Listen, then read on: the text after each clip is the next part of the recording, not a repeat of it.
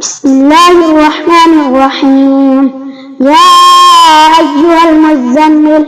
قم الليل إلا قليلا نصفه وانقص منه قليلا أو زد عليه ورتل القرآن ترتيلا إنا سنلقي عليك قولا ثقيلا إن ناشئة الليل هي أشد وطئا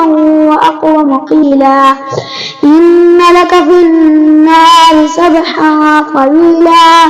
واذكر اسم ربك وتبتل إليه تبتيلا رب المشرق والمغرب لا إله إلا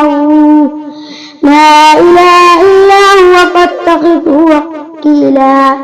واصبر على ما يقولون واهجرهم هجرا جميلا وذرني والمكذبين أولي النعمة ومهلهم قليلا إن لدينا أنكالا وجحيما وطعاما ذا غصة